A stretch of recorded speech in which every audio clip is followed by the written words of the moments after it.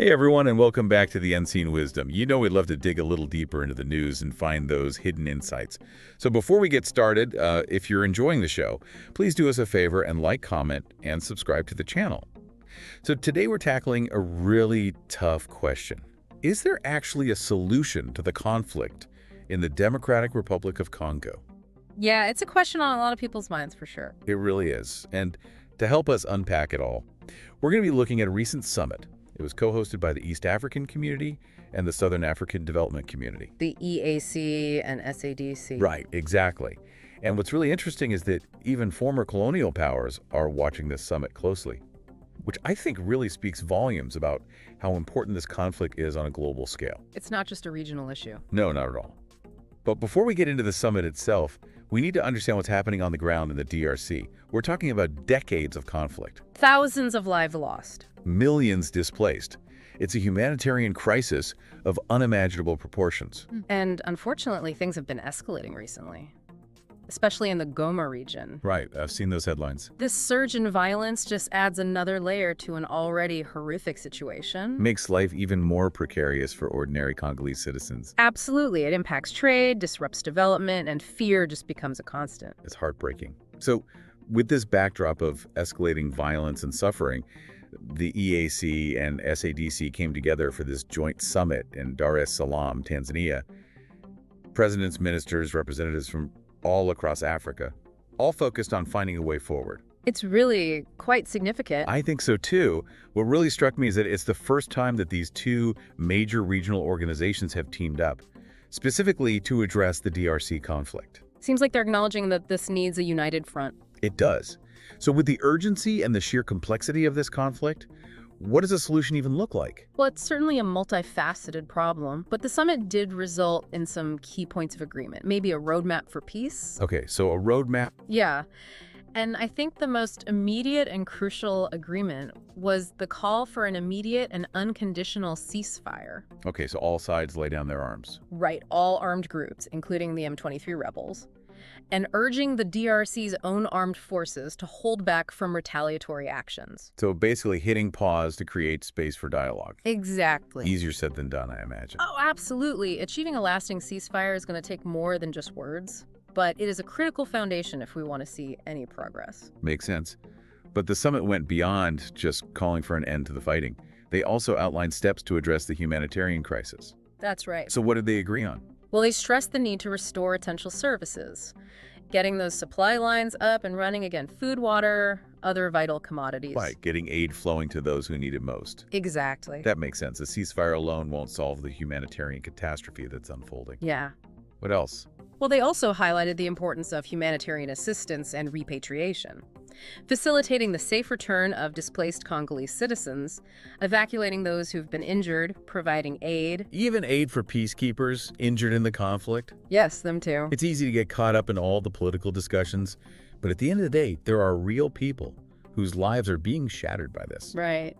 It sounds like this summit was trying to keep the focus on the human cost of this war. Absolutely. And they went even further. They started to address the specific security challenges in areas where the fighting is most intense, like Goma. Right, Goma has been in the news a lot lately. Yeah. What was their plan for that city? Well, they agreed on the need for a comprehensive security plan for Goma and the surrounding region. The goal is to protect civilians, prevent more bloodshed, and start to rebuild. So getting Goma functioning again as a hub for aid and a safe haven for civilians. Yes, exactly. Did they address any of the deeper issues fueling this conflict? They did touch on some of the more complex dynamics, particularly Rwanda's concerns about the democratic forces for the liberation of Rwanda. The FDLR. Yes, the FDLR. And just to give a little background, the FDLR is a Rwandan Hutu rebel group operating in the DRC since the Rwandan genocide. Rwanda sees them as a major threat, and their presence has been a source of tension between the two countries. So the summit trying to take into account all of the players and all of the concerns, not just focusing on the immediate crisis, but laying the groundwork for a more lasting peace. Exactly. And to that end, they also talked about the need to harmonize the Luanda and Nairobi peace processes. Two separate diplomatic initiatives trying to address the conflict. Right, but operating independently. The summit stressed that these efforts need to be coordinated, working together towards a shared objective. Avoid duplication of effort. Right. So creating a united front. Yes. Did they talk about how they'd ensure all these agreements are actually implemented? They did. They called for a single and coherent initiative to avoid duplication of effort and competition among various actors. They're streamlining the process, getting everyone on the same page. Exactly. And it seems like they're not just relying on regional powers, they're calling on the international community to step up and play a more active role as well. That's right. They emphasized the need for resources from the international community and that everyone aligns their efforts with the agreed-upon plan. A coordinated effort. Yes.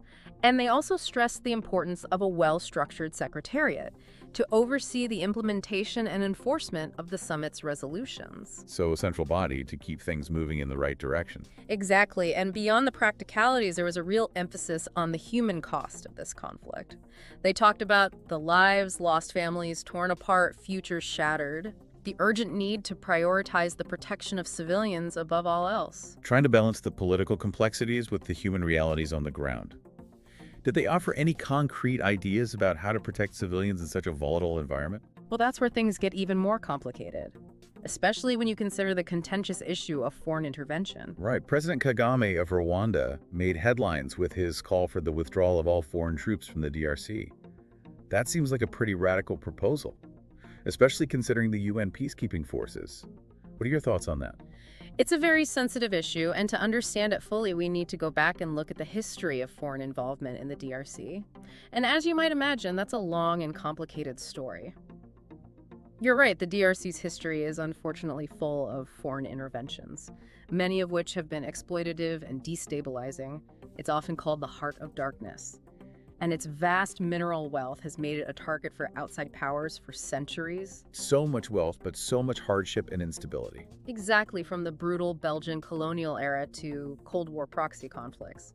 Foreign powers have repeatedly interfered in the DRC's internal affairs, often making things worse, fueling cycles of violence. That makes sense. This history of exploitation has led to a lot of distrust towards any kind of external military presence. So it's no surprise that President Kagame's call for the withdrawal of foreign troops resonates with some.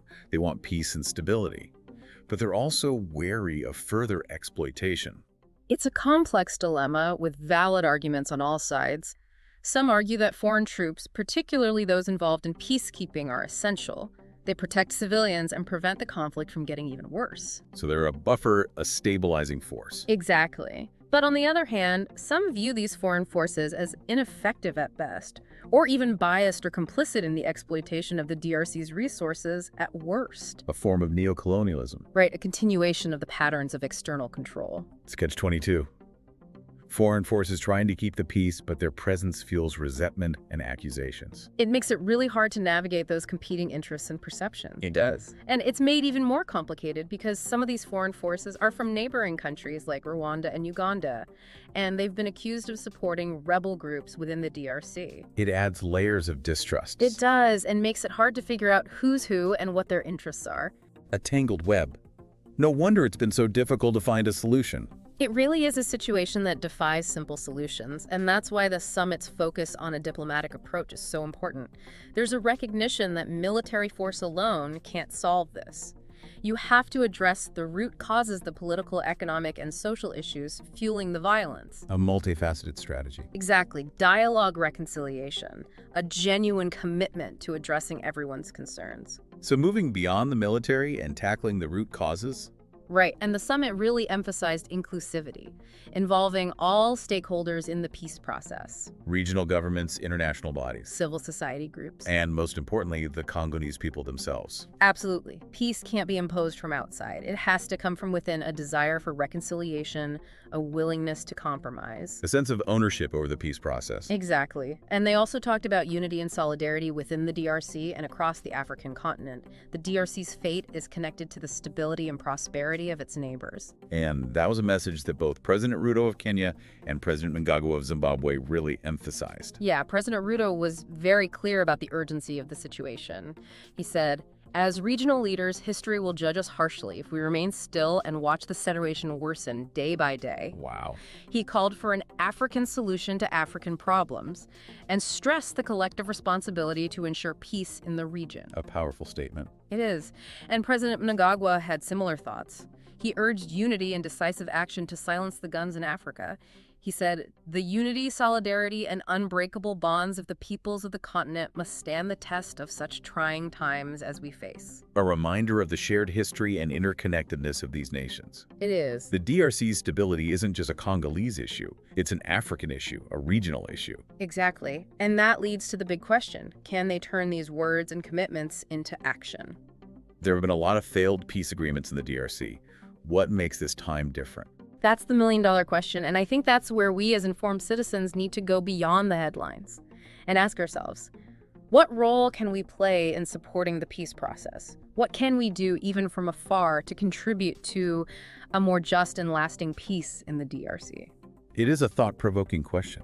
It's hard not to feel overwhelmed by a crisis of this magnitude.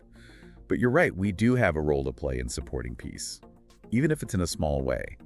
So what can our listeners do to make a difference? Well, I think first and foremost, it starts with staying informed.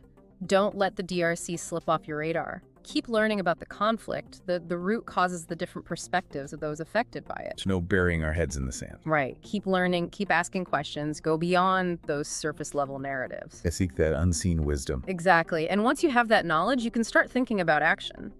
There are so many organizations doing incredible work in the DRC, providing assistance to those impacted by the conflict. NGOs, humanitarian groups, peace-building initiatives. All of the above. Do your research, look them up. Consider donating, volunteering, or even just spreading the word. Putting our money where our mouth is. Exactly. But even if you can't donate financially, you can still use your voice to advocate for peace. Right. Contact your elected officials, write letters to the editor, start conversations on social media, use your platforms to raise awareness, and push for diplomatic solutions. Making our voices heard. Exactly. And I think it's also about recognizing that peace building isn't just about the big political stuff. It's about our everyday choices and how we engage with the world. Absolutely. It's about challenging our biases, seeking out diverse perspectives, promoting empathy and understanding. Remembering that there are real people behind those headlines. Millions of Congolese people who want peace, security, and a chance to build a better future. And it's about not giving up hope. Because even small acts of kindness, compassion, and solidarity can make a difference. They really can. The road to peace in the DRC is long and winding, but it's a journey worth taking. And it's a journey that needs all of us to play our part, to contribute our unique talents and perspectives, and never lose sight of that shared humanity that connects us all anew. A powerful thought to end on. Thank you so much for joining us on this deep dive into the DRC conflict. Remember, the conversation doesn't end here. Stay informed, stay engaged, and stay hopeful. And as always, don't forget to like, comment, and subscribe to The Unseen Wisdom for more explorations into the hidden depths of current events. Until next time, keep seeking that unseen wisdom.